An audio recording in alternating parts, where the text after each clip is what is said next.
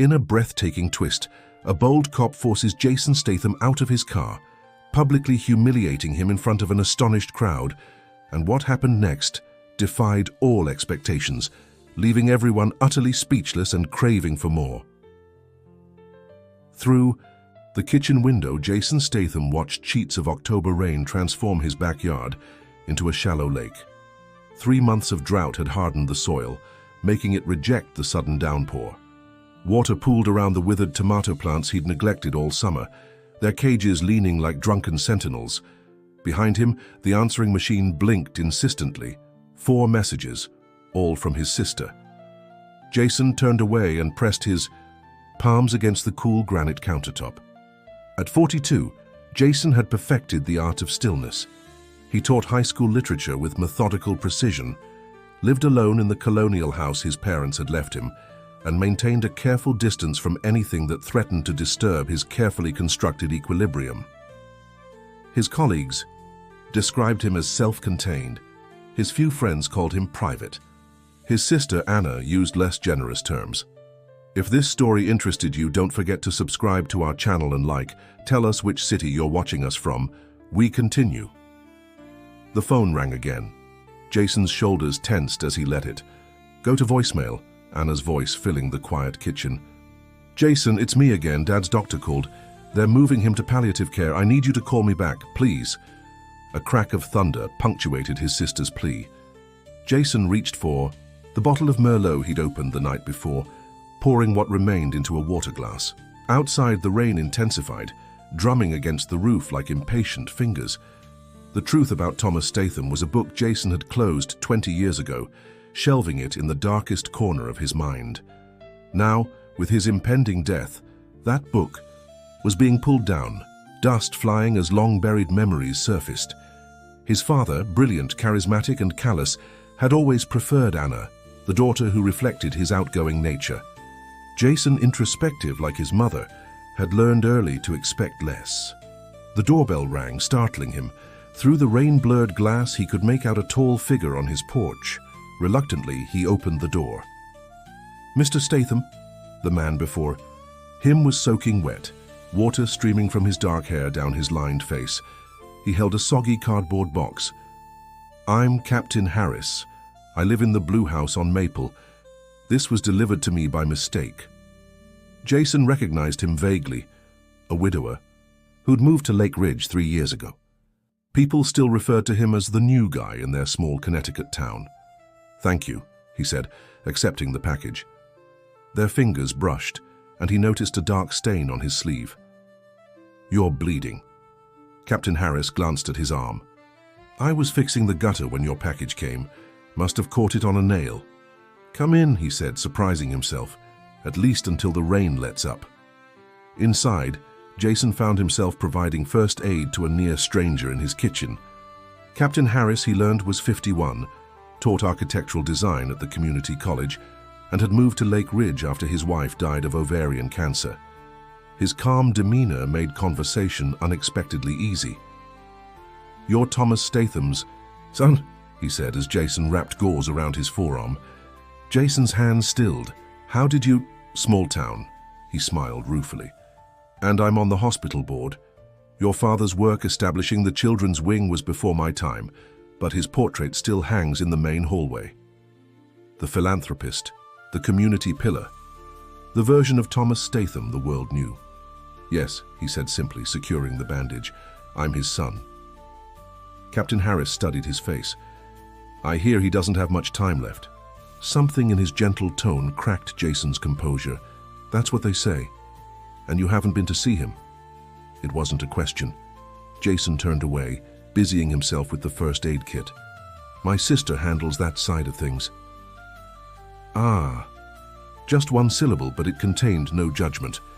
The rain had stopped, sunlight breaking through the clouds and casting prismatic patterns on his kitchen floor. Captain Harris thanked him and left, but his presence lingered like the petrichor scent that followed the storm. That night, Jason dreamed of water rising, insistent, flooding the chambers of his heart. The Lake Ridge Community College was a collection of brutalist concrete buildings, softened by decades of ivy growth. Captain Harris's office reflected this contrast: stark, modern furniture offset by walls, covered in hand-drawn architectural sketches and faded photographs. When Jason knocked on his open door the following afternoon, he looked up from his desk with mild surprise. "Mr. Statham." "Jason," he corrected, stepping inside. "I wanted to make sure your arm was healing properly." It was a flimsy excuse, they both knew it. Captain Harris smiled, rolling up his sleeve to show a neat bandage. "Good as new, thanks to your nursing skills.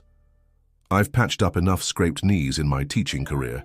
He hesitated, then added, "And I wanted to apologize for yesterday, the abrupt ending to our conversation." "No apology needed." He gestured to a chair. "Would you like some tea? It's nothing fancy, just green tea in paper bags." He sat, suddenly, uncertain why he'd come. "Yes, thank you." As Captain Harris prepared the tea, Jason noticed a photograph on his bookshelf. A younger Harris with a petite woman, both laughing on what appeared to be a hiking trail. She'd been beautiful, with bright eyes and an infectious smile that seemed to leap from the frame. "My wife, Marie," Captain Harris said, following his gaze. "That was in Acadia National Park, about a year before her diagnosis." "She was lovely," Jason said. "She was extraordinary." He handed Jason a steaming mug. "We were together 23 years, and I still find myself turning to tell her something at least once a day." "How do you do it?" The question slipped out before he could consider its implications. "Do what?" "Talk about her. Remember her. Isn't it—" He struggled for the right word. "Overwhelming?" Captain Harris considered this, turning his mug in his hands. "Sometimes, but Marie used to say that grief is just love with nowhere to go.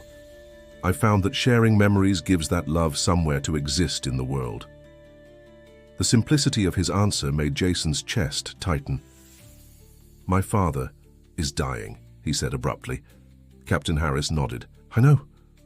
I haven't seen him in 15 years. May I ask why?"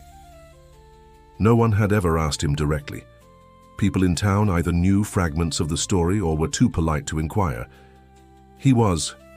Jason paused, realizing he'd never had to articulate it before. "Complicated, brilliant at work, charming in public, but at home..." He shook his head. "He had a way of making you feel invisible, especially if you disappointed him. And I always seemed to disappoint him." Captain Harris didn't fill the silence with platitudes. He just waited, allowing his words to settle between them. "After my mother died, it got worse. He became more controlling, more critical. When I finally stood up to him during my senior year of college, he told me I was dead to him. So I left, and I've been dead to him ever since." He attempted a smile.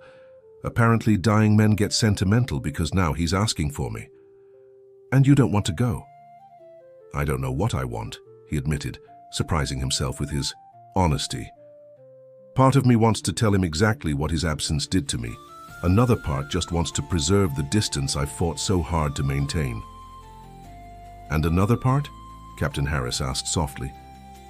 Jason looked away. "Another part wonders if there's something I never understood. Some missing piece." When he left Captain Harris's office an hour later, Jason felt something shift inside him, like a door, long rusted shut, had been pushed ajar, letting in a whisper of fresh air. Reynolds, the night nurse on the palliative care unit, had kind eyes and a serious face. He'd been expectant when Jason approached the desk, as if his arrival was both surprising and inevitable. "He's been asking for you," Reynolds said, leading him down the quiet hallway. "Especially at night, when the medications make him more open. Is my sister here? Miss Statham left about an hour ago. She comes every day after work." The information stung more than it should have. Anna, the dutiful daughter, despite everything. Always better than Jason at doing the right thing, even when it cost her.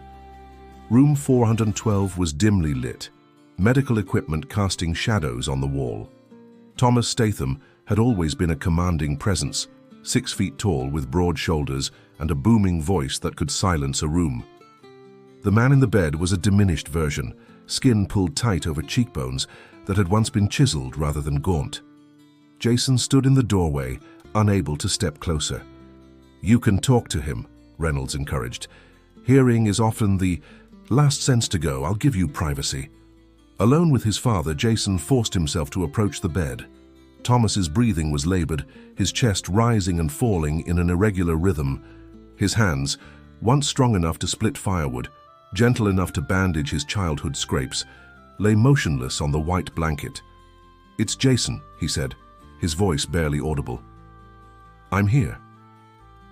No response, just the steady beeping of the heart. Monitor. He didn't know what he'd expected, a dramatic awakening perhaps, or some sign he recognized his presence. He sat in the chair beside the bed, studying the face that had haunted him for years. In sleep, the hardness was gone from his features. He could see traces of the father he'd adored as a child, the man who had taught him to ride a bicycle, who had read Goodnight Moon with different voices for each character. "I don't know why I came," he whispered. "Anna has been calling me for weeks. I kept thinking I could just let it end without seeing." "You again?" The monitors beeped steadily. "Do you remember when I was 10 and you took me sailing on the lake? Just the two of us. You let me take the tiller, and when I steered us into that patch of lily pads, you didn't get angry. You laughed." His voice caught. "That's the father I wanted to keep in my memory. Not the man who looked at my graduate school acceptance letter and asked why I hadn't chosen a better program. Not the man who—" Jay. The nickname croaked. From cracked lips froze him mid-sentence. Thomas's eyes were open, cloudy with medication, but fixed on his face. "You came," he whispered. Something broke inside him, a dam he'd built years ago, now crumbling under the weight of his recognition. "I came," he agreed, tears spilling down his cheeks. His hand moved slightly, fingers uncurling in invitation. Jason hesitated, then placed his palm against his. "I'm sorry," he said, each word a struggle. "So sorry, Jay." "For what?" he asked, needing to hear him say it. His eyes closed briefly, then opened again with effort. "Everything. For not seeing you, really seeing you." It wasn't enough, couldn't possibly be enough to erase 20 years of hurt. And yet, Jason felt something shift inside him, a tight coil beginning to loosen. "Anna," he whispered. "She'll—" "Explain. The letter bore in my desk." His hand tightened around his briefly, then went slack as he drifted back to sleep. Jason sat motionless, his father's incomplete confession hanging in the air between them. When Jason arrived at his father's house the following morning, Anna was already there, surrounded by cardboard boxes and manila folders. "You're here," Anna said, surprise evident in her voice. She looked exhausted, her usual polished appearance frayed at the edges. "I didn't think you'd come." "I went to see him last night," Jason admitted, stepping into the study that still smelled of their father's pipe tobacco, despite years of disuse. Anna's expression softened. "Good, that's good. How was he?" "Barely conscious, but he recognized me. He mentioned a letter in his desk." Anna nodded, crossing to the antique roll-top desk that had been their grandfather's. "I found it this morning. It's addressed to you." The envelope Anna handed him was yellowed with age, sealed but crumpled at the corners, as if it had been handled many times without being sent. The handwriting on the front was unmistakably their mother's. "Mom wrote this?" "Apparently. Dad kept it all these years." With trembling fingers, Jason broke the seal and unfolded the letter inside. "My dearest Jason, if you're reading this, it means I'm gone, and your father has finally found the courage I always lacked. There are truths you deserve to know, truths I should have shared years ago. Your father's distance, his inability to connect with you the way he does with Anna, has nothing to do with any failing on your part. The fault lies with us, with the secret we've kept since before you were born.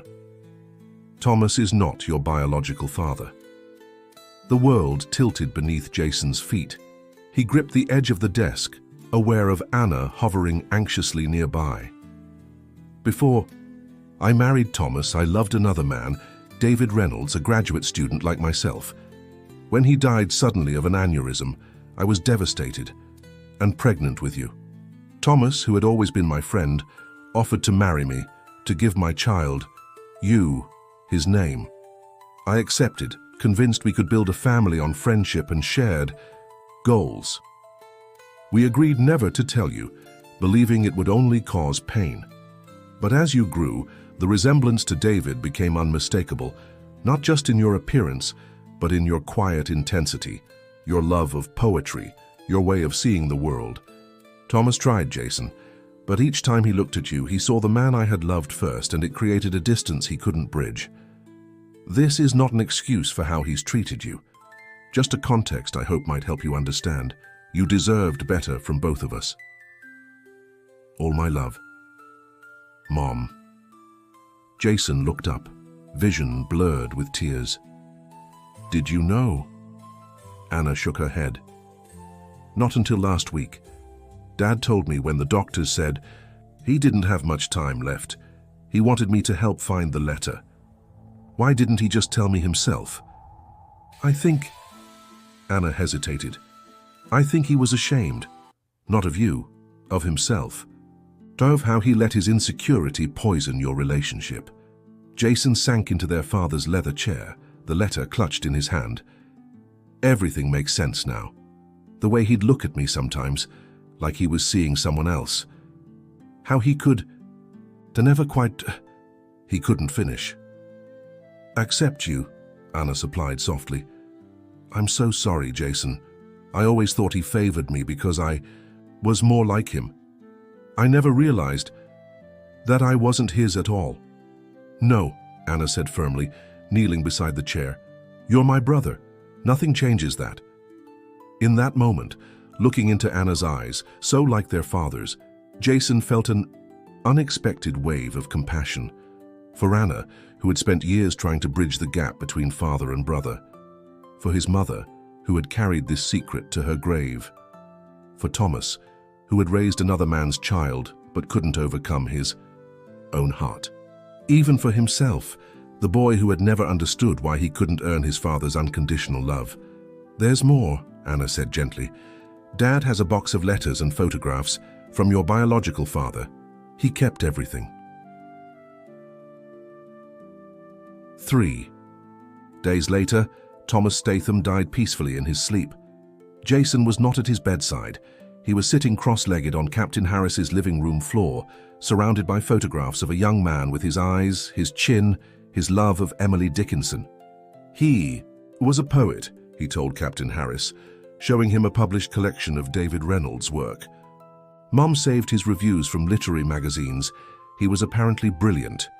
Captain Harris studied the photograph. You have his smile, not just the shape, the way it starts in the eyes.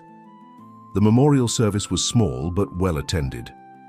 Jason stood beside Anna as Lake Ridge's prominent citizens shared stories about Thomas Statham's generosity, his vision for the community, his dedication to the hospital. None of them knew the complicated man behind the public persona, the man who had loved his wife enough to raise another man's child, but not enough to love that child as his own. When it was Jason's turn to speak, he approached the podium with steady steps.